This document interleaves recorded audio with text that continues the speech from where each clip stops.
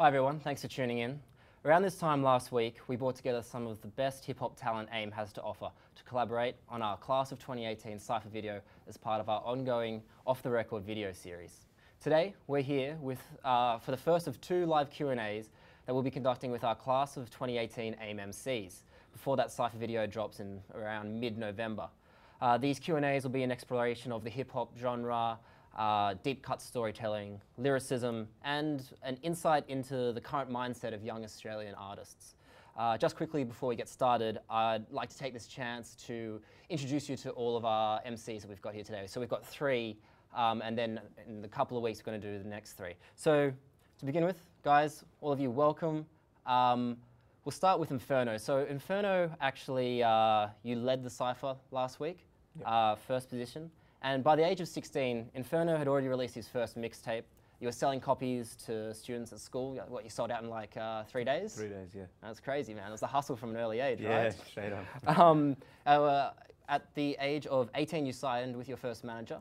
You kind of seizing this opportunity to like headline local gigs and record some of the best studios in Sydney, like Studio 301. Yep. Shout out Studio 301, they're great. We do work with them.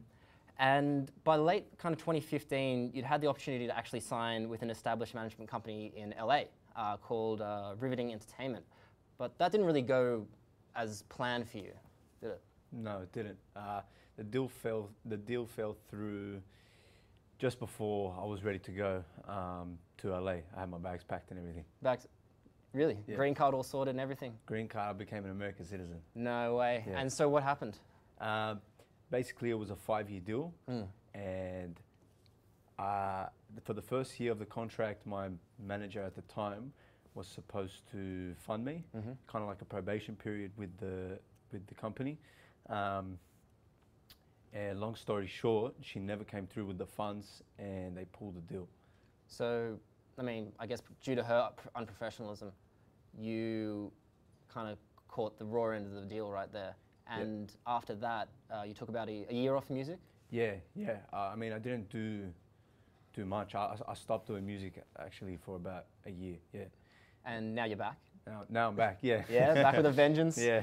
He's actually studying audio here at AIM, and I think we'll talk about this in a minute, but you recorded and released your first single for an upcoming EP that was supposed to drop around this time, and the single was called Fog. Came out in early October. Really great track. Go check it out on Spotify. Probably put a link in the comments somewhere. Yeah, for sure. And you actually had to make that kind of really hard creative decision to scrap the whole EP. Yeah, so we spent a whole year, me and my producer Pax, my engineer Gambino, we spent a whole year pretty much working on this EP. It was going to be my debut EP on all platforms. And come to the end of it, we mixed and mastered everything. I released Fog, which was like the leading song for the EP, and I decided to not scrap the EP, but not release a full body of work, because I feel like releasing a full body of work to a minimal fan base is just going to go nowhere. Okay, so you wanted to work and build your core fan base. Correct. Okay. Yeah, so I decided to keep the tracks and release it maybe 2 songs every month or so at a time, yeah. Well, that's interesting because, I mean, we'll get into this again later, but building fan bases, I always felt that you had a really strong presence, particularly on Facebook. Some of your freestyles, he was doing freestyles in your car. Yeah. To, you know, what is it, like Unforgettable or Icon or whatever it is. And they were getting like 50,000 views, yeah. And crazy amount of engagement and sharing across social. So, I mean, it's probably a really good move that you've done this and you want to kind of build and rebuild. But yeah, you had a really strong following. Yeah, I mean, that's how I got back into making music, and I dropped my first video. I was just in a car with one of my mates, and we were like, all right, let's do it. And I uploaded it, and I think the first one got 20K views, and then I uploaded Unforgettable, and I actually chucked no money on it. And I got like 60,000 views or something. It was crazy. Okay, that's insane. I guess, you know, just have talent and a good product, and it'll market itself, right? I guess so, yeah. All right. And so I guess moving on to let's talk about talent for a second. Let's talk about someone who can do it all. How's that segue? Yeah, you like that? All right, so next of our MCs today is Yao. He is a Ghanaian Australian-based creative working across photography, film, and you've been working in music for a while now, but this is, you had an EP come out, sorry, not an EP, a single come out last Friday called The Man. The Man, yep. And that was really your first official release for music. Stuff. And it's the lead single of your upcoming EP coming early next year called The Life I Chose. Yeah, Life I Chose. Yeah, when's that coming out? When I'm looking at February. February? Nice. It should definitely be out. All right, and you did a recent interview actually with Life Without Andy, and they called you, I'm going to embarrass you for a second, the true embodiment of the term Renaissance for your ability to tie a variety of creative pursuits into a coherent body of work. And I think that, you know, your EP that came out the other day, The Man, it really signals that you're ready to kind of take this, being on the sidelines and watching all of the, you know, you've been working with people like Lazy J and Raj Mahal. Yep, yep. You've been kind of watching and learning from them, but now you're ready to take your own steps For sure. into the limelight. Yeah. And we'll get into the man in a minute, because it is a bit of a flex track on everyone. Yeah. And then the last guy we got is D.Minor. So D.Minor was bringing up the Cypher. He was, you ended it on quite a strong note, we think. There was, it's quite interesting. You've got to wait till you listen to maybe some sneak disses or... Just talking about competition. Yeah, no sneak disses. It was just, yeah. Just It was, competition. it's a what? The truth, man. Yeah, that's it, man. It's like one of those, what was that, like Control verse with Kendrick? Yeah, that's right. On Big Sean's track, yeah. Yeah, maybe a little bit less name dropping, but Yeah. you know, the kind of central message was the same. It's competition raising the bar. Yeah. So D.Minor really has kind of emerged from this very turbulent upbringing since the age of 11. He's been in and out of the foster care system. He's been separated from his twin brother. You experienced homelessness for a time, sleeping on the streets and being expelled from traditional schooling. And actually this Friday, on October the 26th, he's taking his next big step in releasing his debut single, Concrete Pillows, featuring Ali Simpson. Yeah. And it's really a personal story, isn't it? It is, yeah. It speaks about, I guess, what I've been through, what I've had to endure, and yeah, hopefully, I guess, brings awareness to other people going through similar situations and going through their own struggles. Yeah. Well, you know, this is something that affects like 100,000 Australians on any given night. So, and these lyrics have really been years in the making, you know. And I think let's just start out by telling us a little bit about Concrete Pillows. Yeah. And yeah, the lyrics behind it, because I guess this whole talk is really about storytelling and lyricism and rap, and you know, with the new wave of rappers in the States, you have like these social platforms where they don't really have to, where they have their space and a platform to actually address, kind of voice their opinions. They no longer have to actually do it through their music. And I'm thinking that it's kind of, it's not really a good thing, you know, because hip hop has always been stories. It's always been stories from, you know, other people, you know, the other in society. And it's always been, you know, unapologetically in your face. I think that's something that's really not as big as it used to be. So I guess can we just start off with talking about Concrete Pillows, the story behind it, the lyrical influences. Yeah, so the song's called Concrete Pillow, and it features Ali Simpson. And it's a song which kind of speaks a bit about like my upbringing, what I've been through. I guess going back to when I was a teenager, I experienced homelessness with my twin brother actually at the age of 11, and got put into foster care systems, and then got put into refuges, and I always had music. Music was always something that I felt like was therapy for me. I would always sit with my pad and had my headphones on, and whenever they was going through some situations. And this song speaks, in this song actually, in Concrete Pillow, there's a verse that there's a line that I say that I used to, and actually it could possibly be in the Cypher as well, but it goes, I used to sleep next to bakeries for warmth. That's your closing. It's my closing line. I guess just to make a statement that like I guess my situation where me and my brother found ourselves homeless from the age of 11, and we got I remember countless nights you know, putting like newspaper under my jackets. For one thing, I know I speak about that in some of my music, and like sleeping next to chicken shops and bakeries, and yeah, I guess, and then I got put into a whole system where I was put into foster care, put into refuges. I was expelled from mainstream school in year 8 and didn't complete my schooling, and it wasn't until later that I kind of got that I kind of and now I'm at university, so now I kind of so I guess turn my life around and kind of wanted to make something, yeah. And it's something that you're actually bringing, because you're also you do social work yeah, with musicians making a difference. Yeah.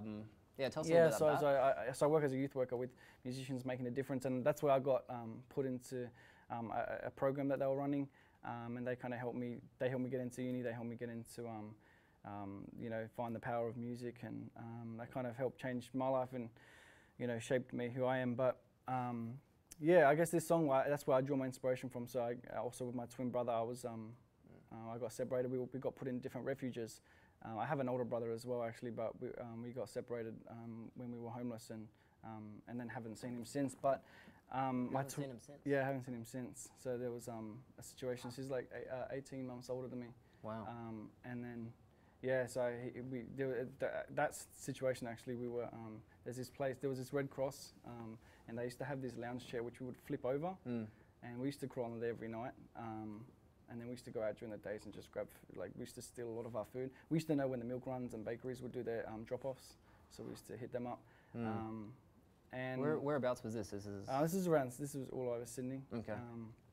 Yeah, and then one day he left, and he never came back. But with my twin, we got put into refuges and foster homes, and he got put into one foster home, I got put into one, and then we just lost contact. We thought that was that we just accepted that fact, and then it wasn't until years later, to around 16, that I was in this refuge, and there was a new person that was moving in, and it was him, and then we just asked from then if we could just stick together and not be separated, because that was also all we had left. And then then he was your twin, man. You're not gonna you're like, yeah, that's him. You know, yeah, there's no doubt. Yeah. So so I didn't want to go through that. I guess that pain, heartache again of like kind of being then being separated, like having someone else torn away. So that's where I draw a lot of my music from. So that's what this song Concrete Pillow speaks about. And yeah, and I got on board Alex Simpson, who was on Filthy Rich and Homeless. Yeah. And who she experienced homelessness on that TV show that she had to go through for 10 days or so, and so she was happy to just kind of jump on the track. Yeah, jump on the track, and I guess bring awareness to yeah, she's got quite a bit of a following, so she can definitely help get the message out there. And that's like, I think especially that story in Concrete Pillows, it really exemplifies that like nothing in life is actually a setback for your music. Yeah, you know.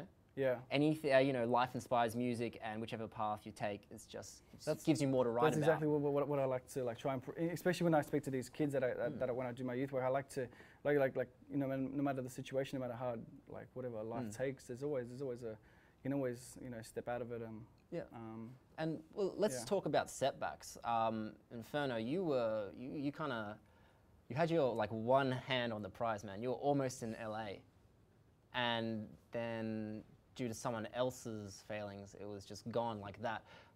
With the EP that was supposed to come out, is this something that you address with these kind of setbacks and using it to inspire your own music? I definitely address it in the EP. I think I addressed it more in my mixtape that I released last year. I kind of put it out and just left it there. I didn't really market it because I got everything off my chest that I needed to say. Yeah. And I addressed the whole situation with my manager. And now it's just about bouncing back from a setback, that anyone can do it, because the track Fog is purely about whatever's blocked my vision in the past few years or so. Yeah. And it's about overcoming that. Towards the end of the second verse, I talk about how I've overcome it and how I've thrown away a few things just to get to that point where, you know, I'm focusing on myself, I'm focusing on my music. Okay. And yeah, so with your release last Friday, The Man, there are a couple of lyrics in there I pulled from Lyric Genius, which, you know, especially kind of sensing the theme of this Q&A, we were talking about, you know, lyricism and storytelling really kind of fading out of mainstream popular hip hop. And there's this one line, I've just got to find it. What is it? Y'all ain't shit without production, y'all ain't shit without trap. I can say that because that's, you know, that's what you put in your, you know, in your song. So you want to tell me a little bit about, you know, what kind of inspired those bars? It's a, I think it's a funny, like, thing me and like the boys we just like talk about, no doubt. But then like when I heard them and I feel like it just fit perfectly to just like put that in. It was like a hard line, so it's like why not put like a punchline in there saying. But it's true though. Like I think we're losing music, and music is just all about production now. Like I was talking to one of my guys, I'm like, people should just make instrumental albums now because like it's more mainstream than actual like lyricism and actual like, because like people tell us, like as you're saying, there's so many stories you can tell to inspire someone else, but it's like it's rare now, and it looks like everyone's just focusing on sound. But do you know what I mean? So that was a statement to just say, hey, without a production or without a particular sound, you would be nothing. Okay. So that's pretty much it. All right, and you say that you rap. So that was another part of the, I think that was, you said that you rap, you ain't shit without production, you ain't shit without trap. So let's kind of talk about, you say that you rap, that as a phrase, because maybe this is something that we can extend to everyone. I don't know if you guys listened to Kanye with his new album, Yay, what was it? Yeah. There was this track on it called Violent Crimes, and I might be completely off here, but I'm pretty sure that it's a really personal song, and then I think it came out that Kanye actually hadn't written it, and I think this is something that Kanye's done throughout his career. He's more of a creative director, but he's not writing this song that seems so personal. Can a rapper be a rapper and not actually write their own verses? I don't think so. If you like, I think it's, if you're out there bragging, or you know, because it's all about like, rap is like a brag thingy, and everyone's out there saying, hey, I'm the dopest, I'm blah blah blah.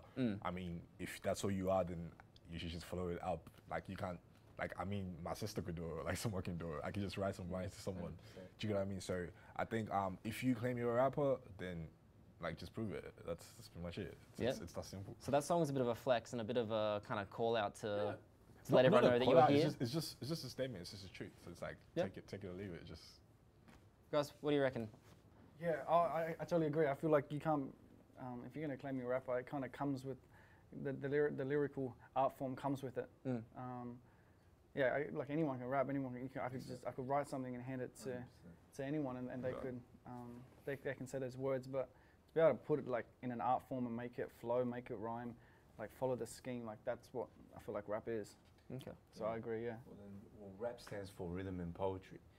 So if you're an artist and you're not a poet at the same time, then you're not an artist. Like to me, you have to be writing your own lyrics. Otherwise, you can't call yourself a producer if you don't make your own beats. It's the same thing.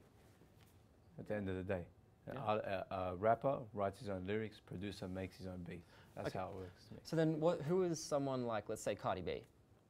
All right, is she a rapper? Is she a performer? Because she's getting, you know, I think she's quite well known for having ghostwriters. And then, you know, someone will just bring a beat for her, someone will bring the verse for her. They just chuck her in the studio. I would call her more of a performer. Yeah? Yeah, I'll say she's an entertainer. Like entertainer. Okay. And can an artist, because I think we had this discussion once before, and you were saying that an artist can, how do you say, they don't have to write their own. It's like a pulpit kind of thing. It's like there's some people, or as you're saying, Cardi B, I didn't know that, but if people write her stuff for her, but she's out there, like, you know, delivering, like she's got fans, people like mess with her, and like people like her, so obviously they see it as like, oh, I want to be like her, I want to be this kind of artist. They still call her an artist, but obviously behind the scenes, like my point is that if you're out there telling people that you rap, like you know, claiming that you're the best rapper, blah blah blah, and you don't write, that's like, okay, what are you saying? Like, do you know what I mean? So yeah, and it goes back. Yeah, sorry, rappers, rhythm and poetry. Exactly. Yeah. I actually only just got that was a thing. Like all these years, rhythm and poetry. We've actually got on the screen here talking about the man and talking about kind of lyricism and proving that you're actually a rapper. And we've actually got the video that we can probably play on the screen with some audio, so everyone who's actually watching it now can hear it. Yeah. Can we roll that clip? That's the signal. Roll that clip. It's a dope clip.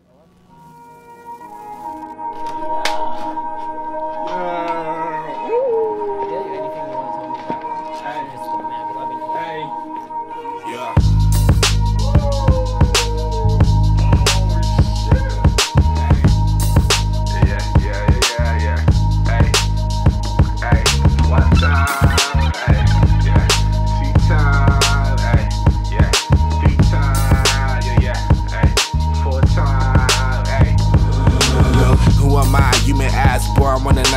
Sicker than your bloody average, should be hospitalized. Listen here, game is over for you seconds. I just risked a new dawn. Time is over for you seconds. I'm the man that said it, but show body show you how this is done.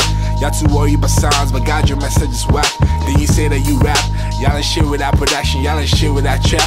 Yeah, I said it, it's clear that y'all ain't fit for this league. I was over time when y'all was stuck in your sleep. Cutting through without a pattern, I be watching them bleed. Me and mine are taking major leaves, back of your seat to feel the heat, yeah. We're over limits, been a minute, took my time to sit and witness. Had to see what they were doing, all the same, the clock was ticking. Now I'm ready, oh my goodness, by the shit and pee on niggas. Yeah, I'm by the shit on niggas, way too hard for you to stand it, yeah. I done lived 2 lives, mad and still the man. Cause death is not set for a man that has a plan. I'm living truth, chasing. Yep. The man was it was made short on purpose. Yeah, because it's only about like a minute, something. Yeah. It's 2.5 minutes, but the first half a minute is you going one time. Yeah. The beat. This guy got me the idea though. He was like, it was like, who made the beat? Benny, Minor beats. I know Benny, but these guys don't know Benny. Everyone knows guys, Benny. Check him out. Minor beats. One of he studies here at AIM. He actually made the beat for this for the Cypher. Yeah, he's incredible. Like one of the most talented upcoming producers out there. And we were just messing around, just having fun. And I heard the beat. I'm like, wow, this is beautiful. There was a bass guitar that he played. I'm like, yo, that's amazing. It's not a sample, that's a live. Yeah, it was. He played it live. Then after he just put MIDI stuff into it. Nice. But then it was just rapping, and I already had some lyrics for similar stuff like that. But then when this came, I'm like, wow, let's just go in. So it was basically just going in, just sticking to the topic, because I already had a topic in mind. So it was going with the flow, just talking about everything you can talk about, and just yeah. It was one of the fun tracks. The recording session was amazing. Shout out Gambino, shout out Inferno right here. Oh, yeah, that's right. Yeah, you worked on this. It was amazing. It sounded crisp, bro. As well. Recording, it was just fun, just being in the studio, just just chilling. So I guess let's talk about that collaboration, because you've got all of you guys kind of working with each other here at AIM. I know that you guys are. I'm not sure about you, D.Minor. Yeah, I've got a few. I did a song with J&R actually, who was on the Cypher. That's right, J&R goes number 2. Yeah, done a few things with him. Yeah. Some stuff coming out. Yeah. Okay. Yeah. And kind of tell me a little bit. We were talking about Benny, who's amazingly talented producer. I really hope he's watching this right now. And this kind of relationship between the rapper and the producer. It's very symbiotic, and you know, it's almost like you have your go-to producer. You're always with Benny, you're always with Paxman? Pax. Yeah, Paxman on Instagram, that's all I know. D.Minor, have you got a go-to producer as well? Well, I have a few. So I got one in Melbourne. There's one in Melbourne called Elephant Mouse. So they've got a few different producers. This guy in Haskell, he's in LA. So I've got a few different producers. I like to kind of play around different sounds.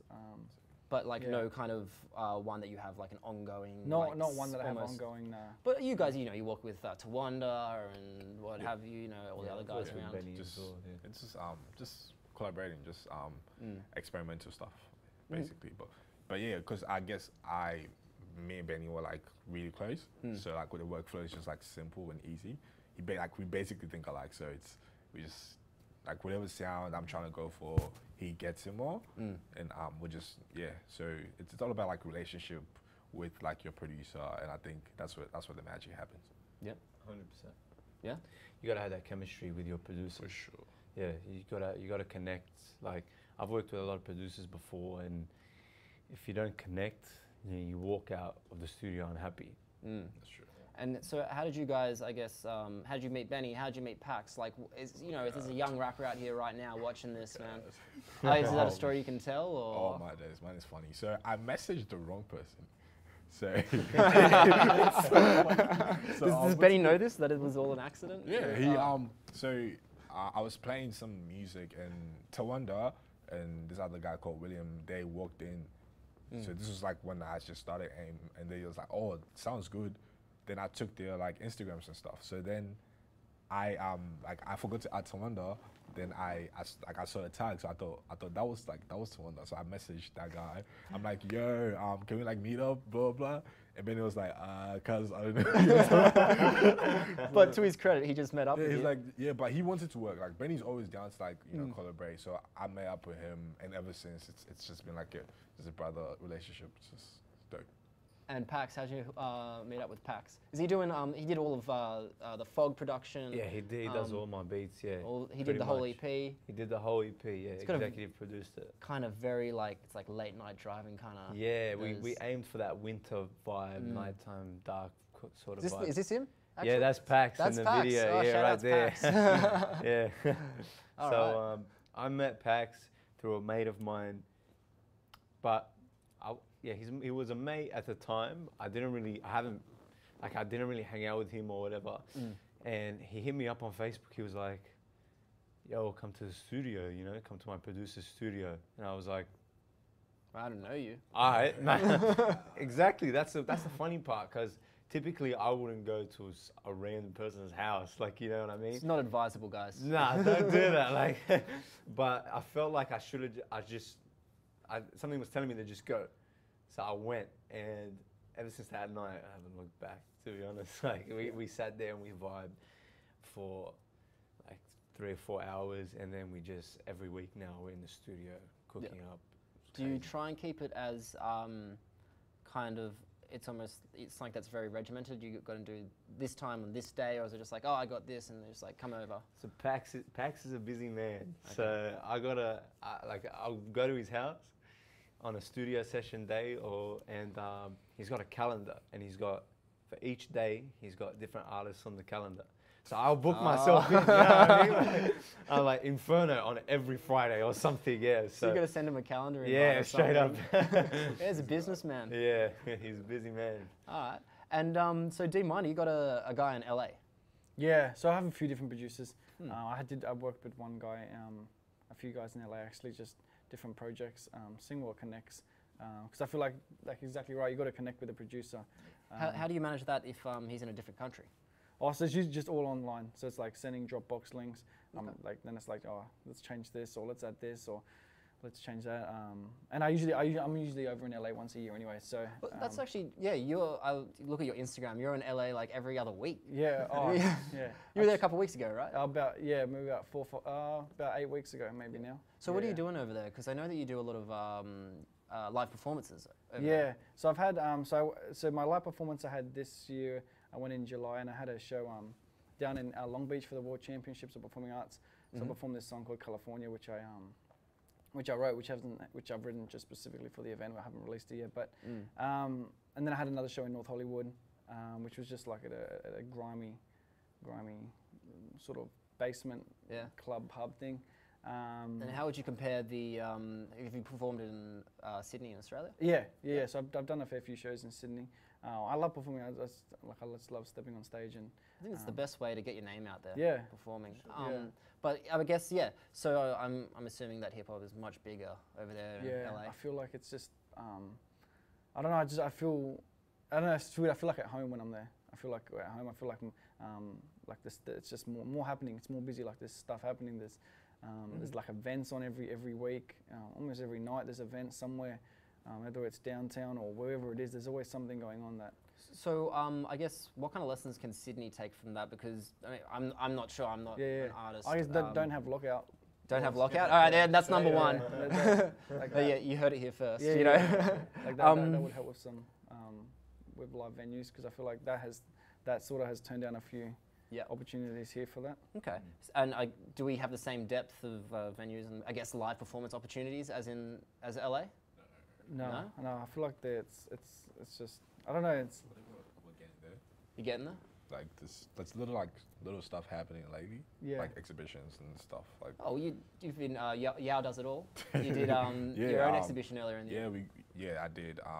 It was like an exhibition for me to just like display everything that I do, because I felt like at some point people. So these were all pieces either featuring or produced by you. Yep. Okay. And I felt like people knew me for like photography, because it was like going. It was like it kept going like good. So it was like, okay, how do I introduce myself musically and also like into film and all these things to all these audience. So it was a great platform for me to just like, you know, do that, which like we have another one coming up to on the 14th of November. So this is the New Age? Yeah, it's New Age. It's featuring like all the like crazy, amazing upcoming artists. Like these guys are amazing.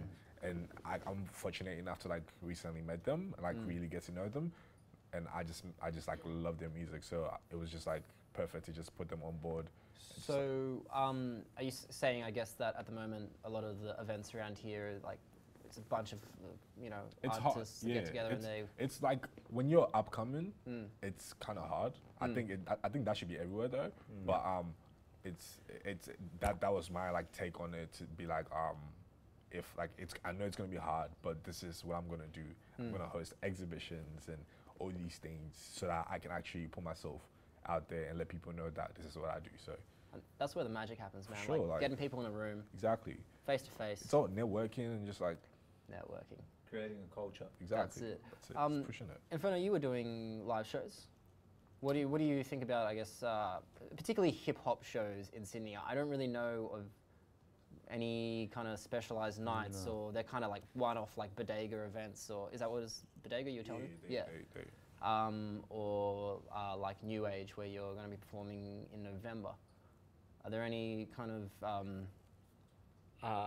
in regards to hip hop live shows, there really isn't much. The places I've performed are all hip hop clubs. They've never really had like proper concerts with upcoming artists, which is something that I know a lot of. I know there's a company called Pushers, who I'm very close with, and they are looking to start like a culture here in Sydney, and especially in Australia, because I think that's something we lack a lot, is the hip hop culture. I feel like in Australia there's none of that. Like I feel like everyone's out to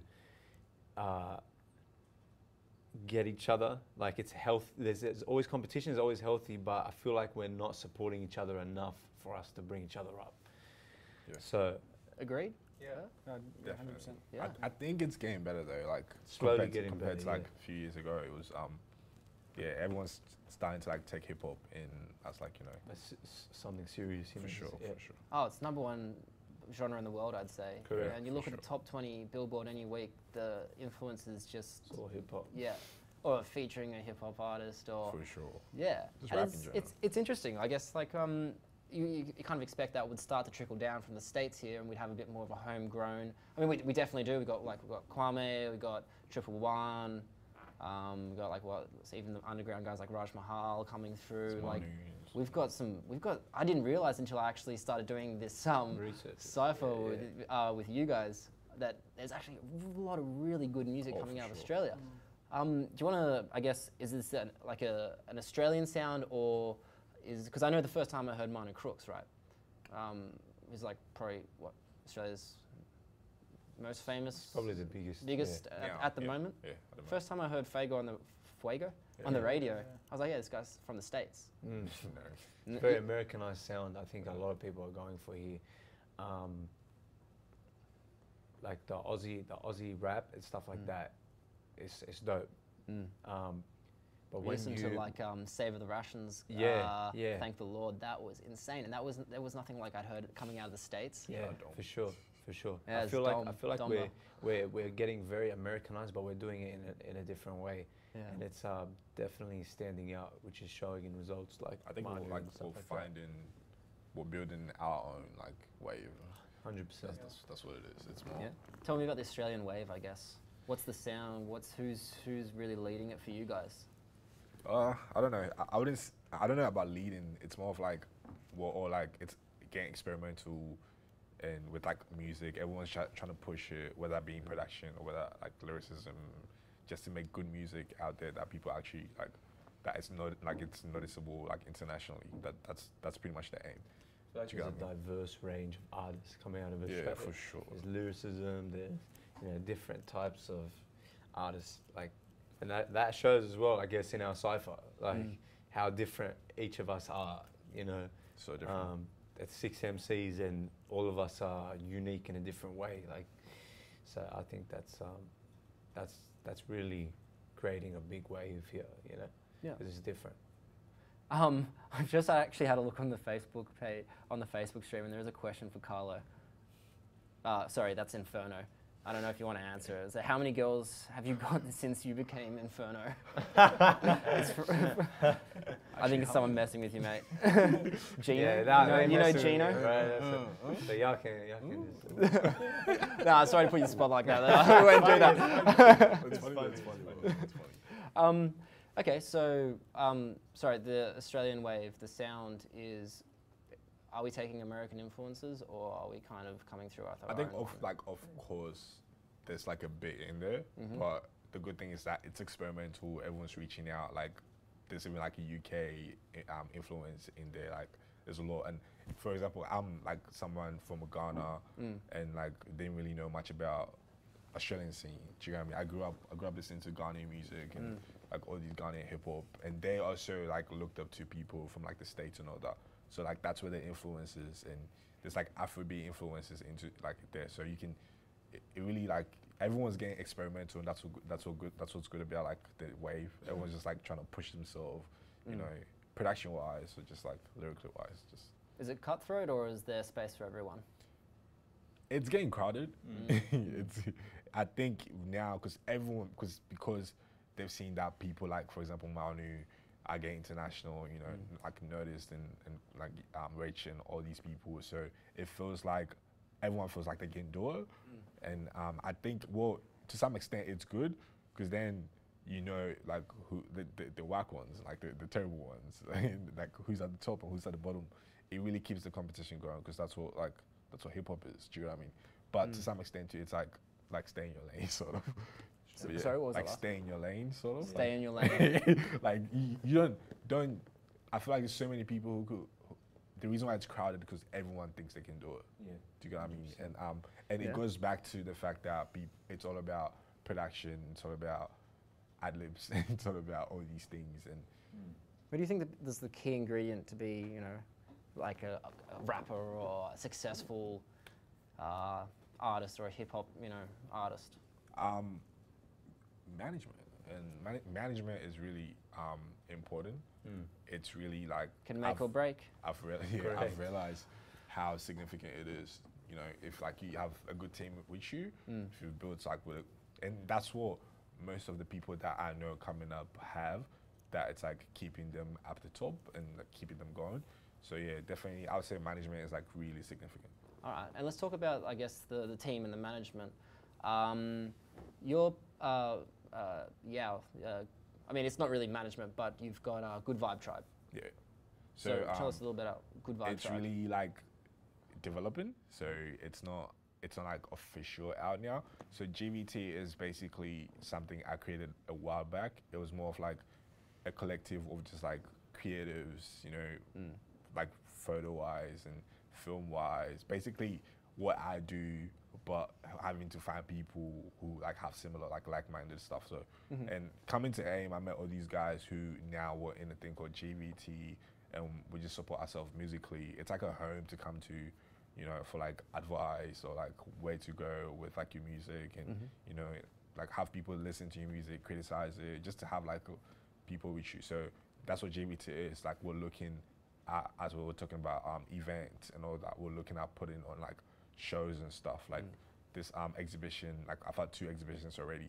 Just trying to find like, just trying to network and find places to actually, you know, start like, you know, all these like shows and events and stuff. So yeah. Okay. And Inferno, for you, if we're talking about management, is it like once bitten, twice shy, or are you looking to get back and get a new manager now? No, I'm always open for different opportunities. I know whatever happened in the past, that happened, you know, like, I think now the lesson I've learned is to do a lot more research, you know, so. What was your research before? Like, I guess how much did you know about this old manager? I knew she worked with likes of Sony, and I knew people that knew her, so I kind of just went off that. Like I didn't go into depth. I should have probably got my management to artist contract looked at before I signed it, things like that. So I was very young at the time, very naive. So I took and I saw it just as an opportunity. So I signed a deal with her, and yeah, it didn't go too well, but I definitely do some research before signing a proper deal, you know. So someone who may be in the same situation as you were back when you were 18, you'd say just do that research. Definitely do your research. Definitely, if you've got a contract in front of you, read that thoroughly, and not only that, see someone professional. I know it costs a lot. There's people to see. 100%. It costs a lot of money to go see like a music lawyer, but it's. You really need that knowledge, man. Like, it's crazy, yeah. And D.Minor, so the team that you've kind of started building around you, you're working with, you just signed management contract? Yeah, signed management contract and publishing. With Musicians Making a Difference? It is the publishing contract, yeah. That's the publishing contract. Yeah. And you've, for this single release on Friday, Concrete Pillows, you've managed to get Ali Simpson involved, which is like, quite big, you know. She's got quite a big social following. How did that kind of all happen and come together? You know, it's I guess speaking to my manager, and we wanted someone that would be a great fit for the song. That someone that had not just grab anyone that has a great voice, but someone that has a bit of backstory that can relate to the song. I just Ali Simpson jumping on the song, I guess, adds more weight to it because she was on Filthy Rich and Homeless on SBS, and it just kind of added, add her experience. So like I guess she knew what she was in. She knew what she was in for. Like she experienced this. So just reaching out to their managers and just asking to do a collaboration, something to I guess raise awareness. Yeah. So yeah, I feel like management's big, but I also feel that as an artist, you also have to put in hard work and persistence. Like it's always, because I know a story where a guy he signed to a management and he didn't do any work. He's like, I've got a management now. I'm not going to bother about like they're going to handle it. And that didn't. And long story short, that didn't fall through. And then he had to kind of start his way up from the bottom again. So it's like I feel like you still got to put in there's like a, I don't know, it's like back and forth band. So you still got to put something in as well. You can't just rely everything on management. You've also got to put in hard work. You've also got to work on your craft, make connections. And speaking of connections, you've done like quite some big things already. You're on ABC, ABC2 with Tom Ballard, with Tonightly Show. You actually did a performance of Concrete Pillows. Yeah, so I performed Concrete Pillows. So how did that kind of relationship? How did you get to be on ABC TV without even an official release? It's crazy, just crazy opportunity. I guess that was actually Homeless Week that week. That was Homeless Week, and that's when SBS was doing their broadcast. That's when ABC was doing their broadcast, and my management. That's when it came through management, and I guess that was something that he handled and just passed the opportunity down to me, and for me able to share my story and go on and perform Concrete Pillow, and so it's. I think we've actually got a clip of it of the performance live. Right. Okay. Do you want to play it? It's sure. So chuck it on the Tom Ballard one. Yeah. So that I guess that this performance it's not the final. Can we do that? It's not the final one. This is. So essentially, this is a song that you've had out, but you're actually redoing it now. So the release on the 26th is the brand new one with Friday. Ali Simpson. This Friday, 26th. And then actually the morning will be released on the radio station. with Kyle and Jackie O in the morning. Okay. And then performing. There's a homeless event that night called Sleep Under the Stars. Okay, on the harbour. Under Hickson Reserve, underneath the Harbour Bridge, Yeah. which is raising awareness for homelessness as well. And you guys are going to which be... is Kyle's event. So yeah, so we're going to perform that there and kind of make that like a debut sort of release party there. But yeah, so this is an old version, and this version is with another singer called Libby. Yeah. Yeah, well, if we can play that, let's give it a listen.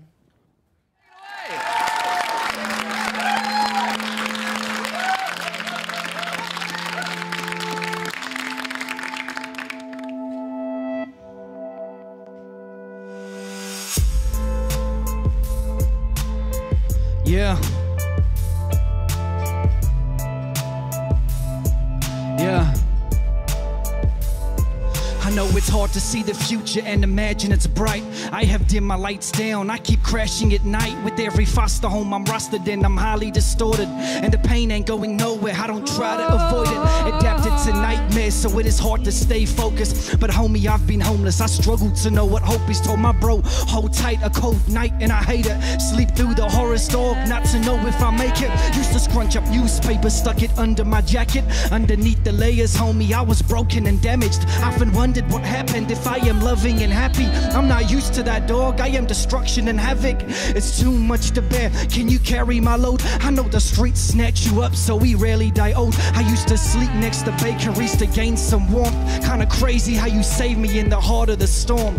Oh, so build me up and take me down. Oh, this concrete pillow. Build me up and take me home. Yeah. Leave behind this concrete pillow. My decisions are haunting me, I am staring at fate. And you ain't missing much than watching me deteriorate like an undeveloped form which was born for life, instead tortured. I guess you can like really see with that video that you've done quite a lot of live performing. I don't know much about mic technique, but I'm guessing like you guys can tell me, like when we did the Cypher, we went and we looked at the audio at the end, and I can't remember who it was. You're like, oh, it doesn't even need to be almost mastered, your voice on that one. Right. Yeah. And I kind of was just thinking, I mean, for you guys with the Cypher verses, so everyone did a 16 bar. Which ones really stood out for you guys? Can't be your own one. Unfortunately, I can probably just say straight up, Nile. Because man, we had this mic. He was going after Yao, right? So Yao, you're like 6 foot something. Nile's, you know, kind of shorter guy. You had to like bring the mic down from above his head and just like adjust it. And I really hope they leave it in there, because then after that he just goes in with this crazy flow. It's his birthday as well today. Happy birthday, Nile. Yeah. I don't know, anything that kind of caught you off guard? Because that definitely did, because he was like always a little bit of the kind of, I always thought he was a little bit the kind of quiet guy, and I was like, oh, how is he gonna, you know, like step up and really kind of be aggressive in this Cypher, which I think you really need to be, and like all of you, it really did bring it. You all, like, you can see in some of the footage through there, like very expressive. So I think that was the one that really stood out for me, and I was pretty impressed. Yeah, I feel like Nile's was dope. I feel like everyone would kind of brought something different. It's a bit of an unfair question, but I thought I'd have to ask it. Yeah, no, for sure. I definitely liked Infernos. I liked how it kind of switched up. I feel like you kind of switched, you know, your flow a little bit, and just your rhyme scheme. I thought it was kind of dope. So flows and rhyme schemes. Like, well, I feel like just the way you kind of like, just the way you structure your rhymes. I just love the structure. I'm just like, yeah, that sounded good. Scheme. That was hard. You're like, well, yeah, just multi-syllables. Like, the way he uses the multi-syllables and kind of just makes it fit. The entendres. Yeah. It's like a puzzle, just fits into the bars. That's all. That's what rap is. It's poetry, bro. You can't rap. Yeah, I'm on. Yeah. And guys, don't have to say it if you don't want to. Nah, I really rated D's verse, man. D.Minor's like, he come in and he hit everyone hard, man. I wasn't expecting that. You know, you come in like with a little bit of subliminals, you know, and It I was was the like, last one? It was the last one. You know It's why? just like word. He gets to say it, then cut and run. Yeah, like, I mean, you guys will see me at the end of that cypher. I was like, oh my god, I was dope, man. It was you might dope. have to have like a follow up so you guys can respond to that. You know. Oh, JNR, bro. JNR? Yeah, Good, okay. That's my boy. Yeah, I think the fact that he just shout everyone out, Yeah. and he did it like really creatively. You know, I didn't know my name was there. It's just. Yeah, that was everyone. Like even like Big was also Big, doing all yeah, that yeah. stuff as It's well. like, That was "Yow," great. and he does it I all. felt bad. Like I was like, damn, I should have shouted out. I know, for him, same. It was. Yeah, Big did that as well. It was like, and now it's time for D.Minor, and like just put you straight in, and then you just did that to him. It was, you didn't have to do him like that, bro. Yeah. It wasn't a diss. It was a commentary about competition and raising the bar. Straight up, straight up. That's hip hop, man. It's having That's fun. it. It's healthy. It's healthy. Healthy competition. That's it. You guys each pushing each other, and That's right. the energy in the room, man. I mean, we had like a crowd in there. Yeah. You know, I wish it was that easy to fill a room with like AIM students here, man. Like, Straight up. I found the trick is don't invite them and they'll turn up. Yeah. But I feel like it would have been great if I actually left them in there because, like, just the energy from you guys, and if they'd been feeding off that, Yeah, it would have been crazy. yeah. It was But good. It was too good. Next time, I was like, you know what, this is going to take ages. I thought it was going to take an hour to shoot. You guys, almost one take. We have that one recording where it's all one take. And Like- we killed it. Yeah. Took like maybe 30 minutes to record everything. We got a no signal source. April, you want to jump in here? So I guess kind of another 10, 15 minutes. What is next for you guys? We've got obviously Friday, the EP release. Yeah. I guess, what's next? Good question, but I guess what's next, we just release this and then just take it from there. And the music video will be released probably in a week or two after the release. But then just moving on to the next project and just, utilizing that and I guess, taking that wherever it takes. Is it the next project going to be another single? Is it going to be an EP? Probably next be another single featuring another artist. We have a few artists which look promising. So I don't know. Yeah, You can't tell us the just name, work on that. can you? Or? Well, I don't know. I'm not too sure. Okay. I won't push any further. If There's a few. I don't know. Just see where it takes. Work on some more music. Okay. Yeah. Inferno. You've got 7 tracks in your back pocket. I got my gun loaded. So Yeah. I'm ready to drop another song. Around the 10th of November-ish, probably the 10th to 12th of November, and then I'll drop another track at the end of November, and then I want to start dropping summer vibes in December. So it's summer here in Australia, man. We gotta vibe to some nice tracks, So That's it. I'll drop 2 tracks in December in the year, and then I'll just keep the ball rolling in 2019 and see where it takes me. Okay. And talking about summer vibes, I listened to Free Zone. That's the next single out of your EP coming early next year, and very different to the man. Not like in a good way. Like it's a summer vibe track with this like crazy slap bass and these great vocals over the top. When can we expect to hear that one? We're looking at December, December. like early December. Alright. And anything else in the way? Because I mean, obviously you've got Life I Chose in February. Pretty much finishing their album. It's a debut album, so it's really So it's actually an album. Yeah. Oh man, I've been saying it's an EP. Sorry. Hey man. Yeah, well, you never know, but yeah, it's just I'll just say album now. Okay. Based on like what we're working on, but we'll see how it goes.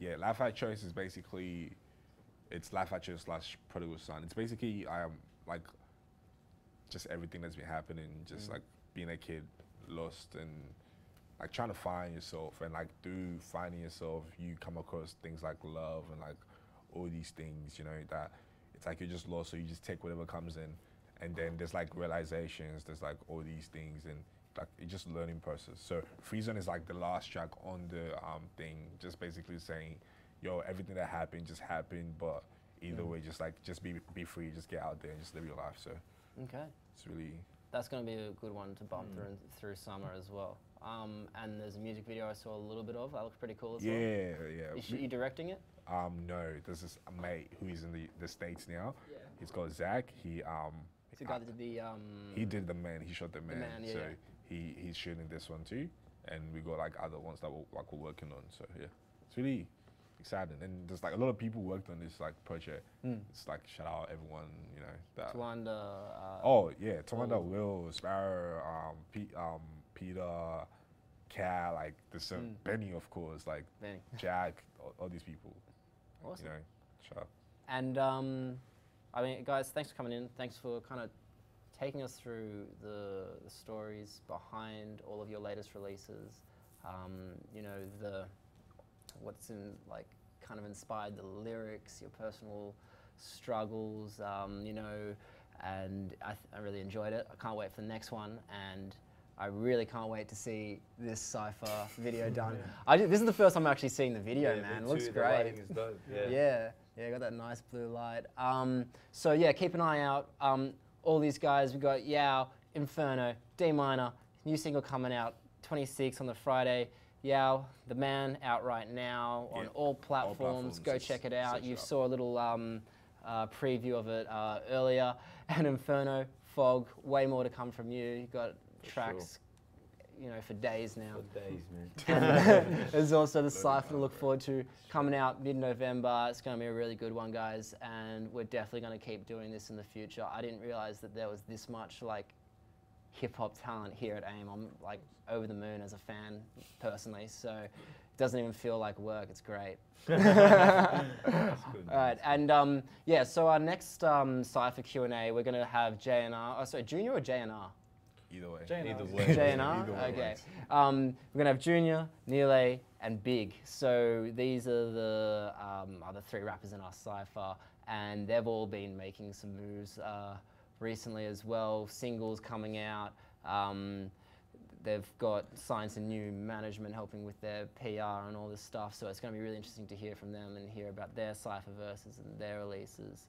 And hopefully you guys enjoyed this, and we'll see you at the next one. And keep an eye on the Facebook page and the YouTube channel. Like, comment, subscribe, all of that. And the Cypher will be out mid-November. Cheers. Thanks, guys. That was sick. How'd that go?